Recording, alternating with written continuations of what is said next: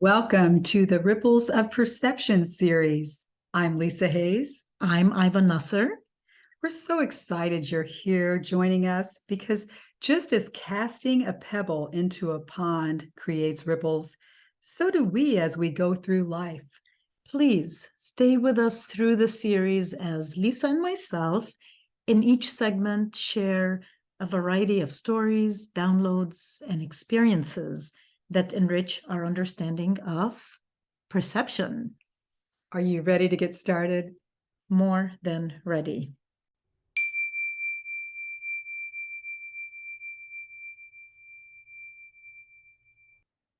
What does it mean to be in the world but not of it? And maybe another question is, Lisa, how to be without limitations, let's say. So we're, again, within the theme of ripples of perception. And you and I were just talking a little bit about this earlier. And I remembered a dream I had many years ago. And I'm so excited to remember this dream. And it came to me after we were asking, what's it like to be in the world but not of it? What does it mean? So here's the dream, okay? Okay. I was walking across one of those, I guess you call them swinging bridges. They're kind of suspended.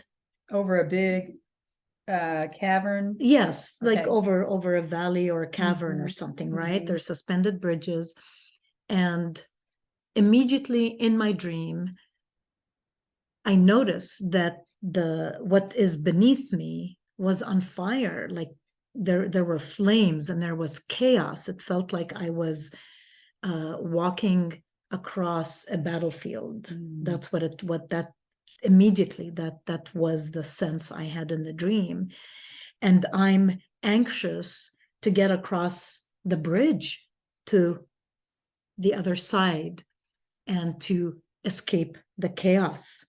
And all of a sudden, the flames caught up with the part of the bridge ahead of me. Oh, wow. And the bridge started to collapse. You know, it's like straight out of a movie where you see the planks of the bridge slowly collapsing and almost reaching my feet where I was still standing on the bridge. And that's where I usually close my eyes because I don't want to see it. So in the dream, I closed my eyes and I was petrified. And I remember waking myself up. It's like I knew I was having a dream, but I was so in it. I was so off that reality that I had to wake up because I did not want to. So you were die. in it and of it. I was in it and of it. Okay. Okay. So I was in the dream. And in that moment Wow. of the bridge was collapsing and I was going to fall into the fire. Oh I woke myself up. I remember having this thought, wake up now. And I woke up and I was shaking a little bit. Immediately, this thought comes to me. Wait a minute. I know how to levitate. Well, awesome. At the time, and right now, if I were to try to hover off this chair, if I tried too hard, I probably couldn't. So I'm not saying I walk around, like physically few inches off the ground hovering. Maybe I do, depending on who's looking in at me. But in that split second, there was this memory, I guess, of I know how to levitate.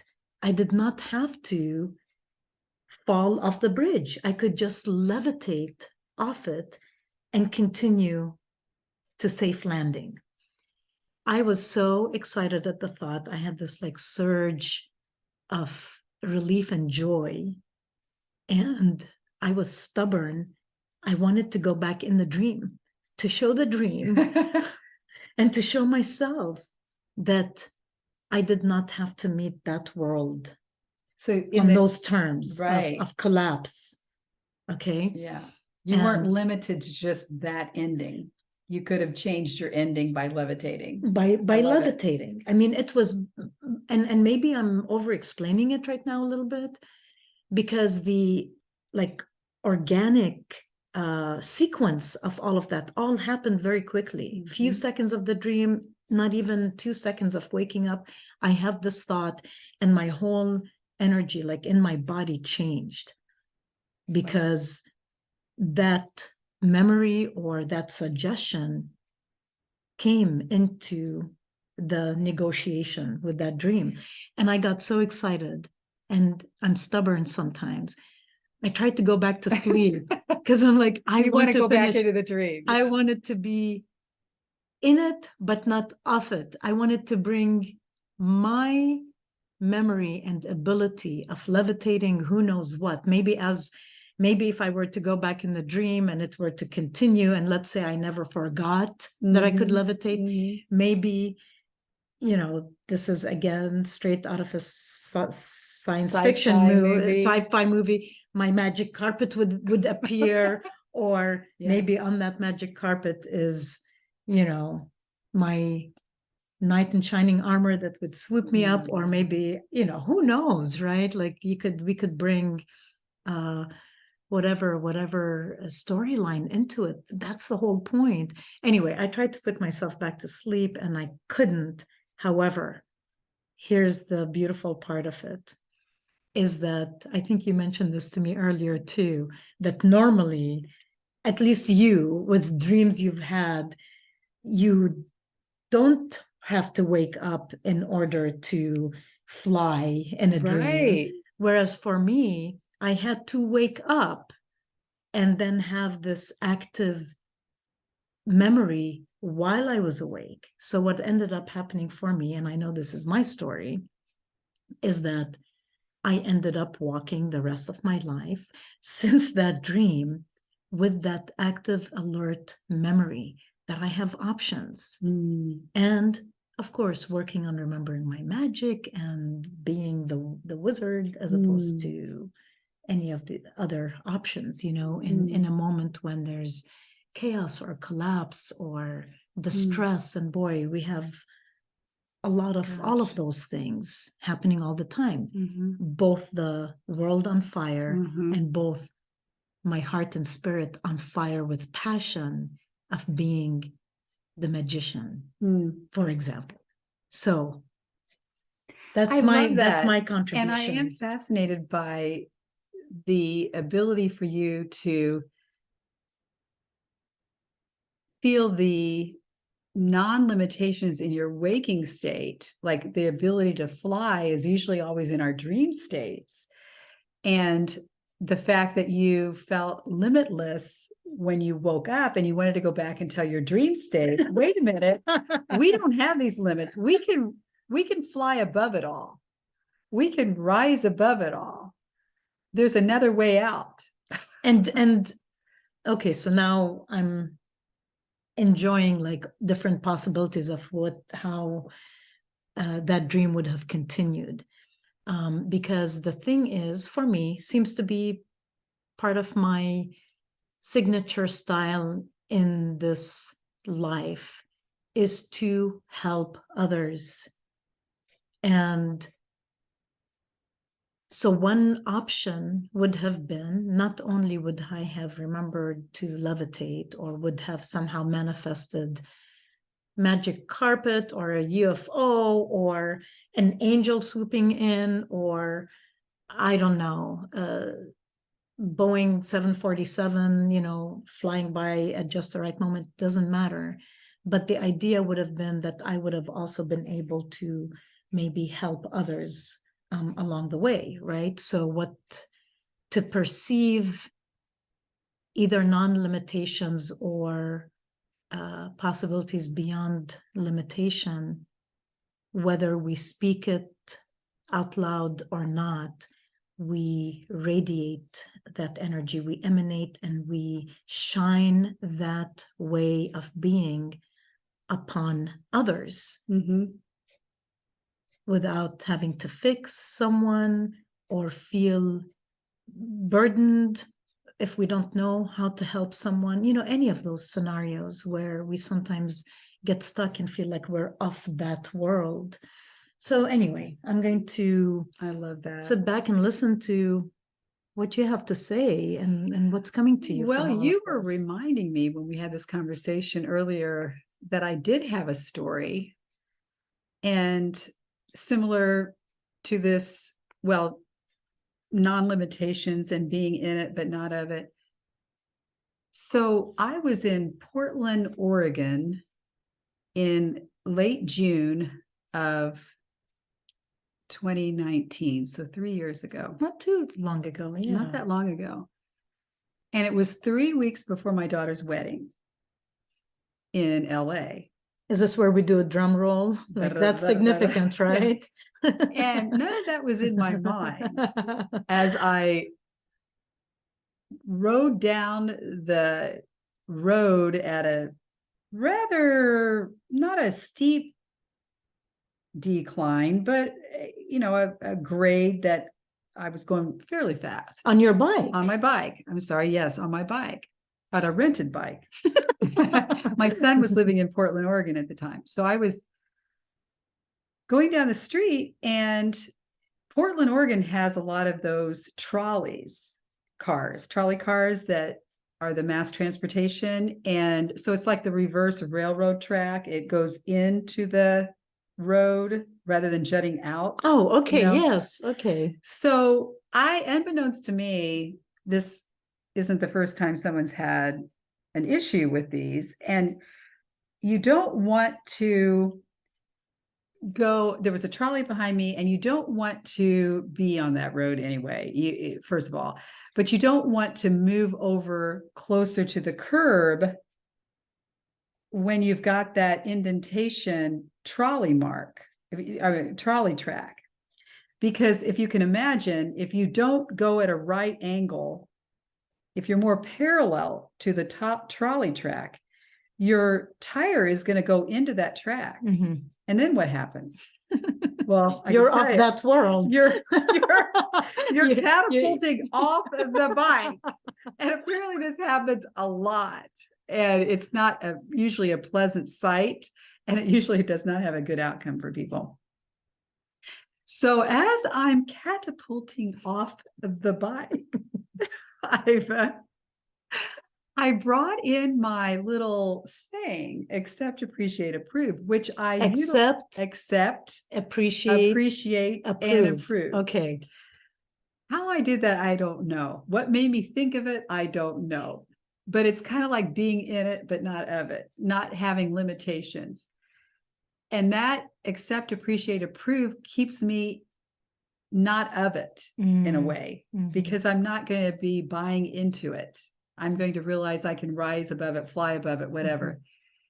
And by accepting, appreciating, and approving of it just being energy in a way, I'm not buying into this story that, oh my God, I'm going to get really hurt. Like the only outcome is to get really hurt. Yes. So as I'm catapulted off the bike, going at really fast speed. Well, fast speed, but I bet you went into slow motion. I felt like I was like time had stopped. Because I've had that before. Yeah, because I'm doing this accept, appreciate, approve, and I don't know where time went, but I'm not in time. I'm in time, but I'm not of it, whatever.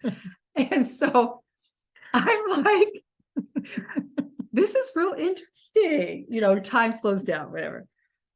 And then I kind of wake up when my chin hits the bumper of the car in front of me really hard. Oh, I'm sorry, it's not funny, but and my knee hits the pavement and scrapes the pavement really hard. And my chain of my bike falls off, and 7 or more people come running out of every place. They weren't anywhere to be found before that, from afar, running toward me. They thought I was dead. Oh my God. And the trolley car is behind me, so they're really worried, It's not too far away. And I'm lying on the pavement. They're all coming. People are bringing water, tissues, rags, instantaneously trying to figure out what they can do to save this poor woman that just catapulted off the bike. And they were beside themselves. They could not believe, as I sat up, got up, Dusted your legs. The car in front of me had several dents, but I know I put a dent in it in the bumper. But the one gal said, there are so many dents in this bumper. Don't worry about it. But another gal from across the street and in front of me came running over. I want to take a look at your mouth. Every tooth has to be broken. I saw what happened. There is no way that, obviously your jaw's not broken because you're talking to me, but I know every tooth is broken. Let me see your teeth. So I opened my mouth and showed her. And there wasn't any, and she just looked, she could not understand. She could not understand how the only apparent injury I had, because nothing was bruised outside, nothing was showing, no evidence of my jaw. I mean, later the next day I had some, like, inside my gums or whatever, inside was kind of inflamed a little bit, but it was really nothing. I don't think I ever had an outside bruise that I can recall, but my knee was busted up pretty well. But anyway, she could not figure that out. She was beside herself in puzzlement. And another guy, I convinced everybody I was fine. I was going to walk the bike home. I said, I won't try to ride it home. Somebody put my chain back on. This guy would not leave. He said, I just don't understand it. What happened? And I said, well, I said, accept, appreciate, approve. And he said, what did you say? I said, accept, appreciate, and approve while I was flying in the air. And I just didn't think about anything else. So, may I? Yes. That's amazing. And I was laughing probably because I already knew the outcome, and I was able to just like enjoy the drama of you just like flying in the air while you're negotiating, with another round. Like, this doesn't have to mean I crash and hurt myself, right? So you were given information, and you've put a lot of practice into accept, appreciate, approve for yourself and working with other people.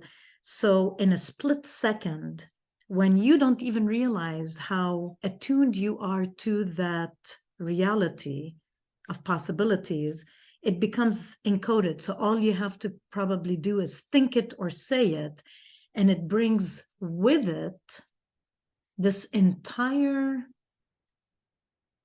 ripples of a different perceived reality. So, like, very briefly, maybe we'll have a separate segment on this. It might be just the thing to do. What do you mean in a few words? Accept, appreciate, approve. Like in this scenario, if you were to slow it down and go to slow motion, what would that mean? Well, what that means is that if you zoom way out into the cosmos and you look down at the chaotic situation, so you remove yourself, you remove yourself, you zoom up, you're out of your body, and then you're looking back and you're looking back down, like you were looking at the fire consuming the bridge. Yes, yes. I'm looking at this fact that I'm catapulting off, rather than focusing on the outcome and knowing, oh my God, I'm going to get killed here or whatever. I just said, okay, whatever, accept, appreciate, approve.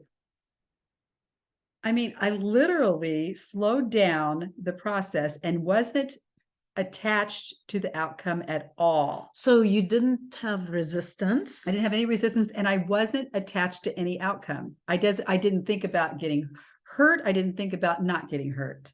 And when we do that, a Mhm. lot of times, Yeah. sometimes we call it neutrality or surrender Yeah. or having no expectations or no attachment to outcome. Yeah. Like these are all repeated Yeah. things that sometimes with good intentions are shared, but not really Yeah. And I didn't have explored. any thoughts in my mind other than I just was like floating in the awareness of accepting, appreciating, and improving. Obviously, I didn't think about being in Portland, Oregon, or on my bike at the time. I didn't think about anything. I didn't think about the wedding in 3 weeks. I didn't think about any of that. So that Mhm. you know, no thought Right. being, let's say, off or suspended in silence, in nothingness, Mhm. allows other possibilities Yes. that are sometimes beyond either our imagination or beyond what really happens when someone is going that fast and catapults and crashes Mhm. into the bumper of a Mhm. car. Mhm. It allows for other realities Mhm. and other things to happen. That is beyond our imagination in terms of what we thought the outcome would be. Right, And right. it makes It us limitless. expands, it Yeah, expands, it it. expands the awareness. It allows the experience to have just simply other possibilities. Yeah, and I ended up the next day rained, and so I just sort of that night I walked over to a concert that I had tickets to. So I didn't interrupt my schedule. And then the next day I kind of rested because it was raining, pouring. But the day after, so the next day, but then the day after, so I actually went biking again for like 8 miles. Mhm. So I had just was, and I ran into a young guy, who told me he was biking. He said 3 years ago he did the same thing, but he had major problems. Yes, interesting. And he was still suffering from it. So to wrap it up for this conversation, one thing that comes to me clearly is the within the idea of perceptions and ripples of perceptions and different outcomes, is this idea that we can create shortcuts to the patterning of our perceptions. We can encode. For you were already tuned in to accept, appreciate, approve, in how to like have no attachment.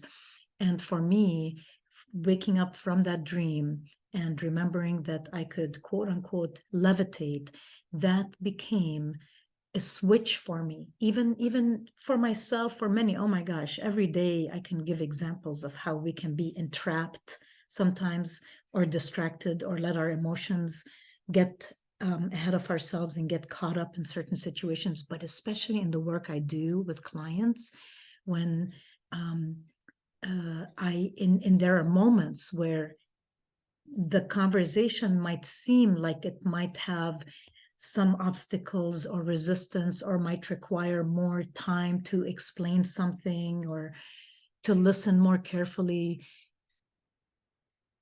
I just have a flash of that option to levitate, and somehow it releases potential.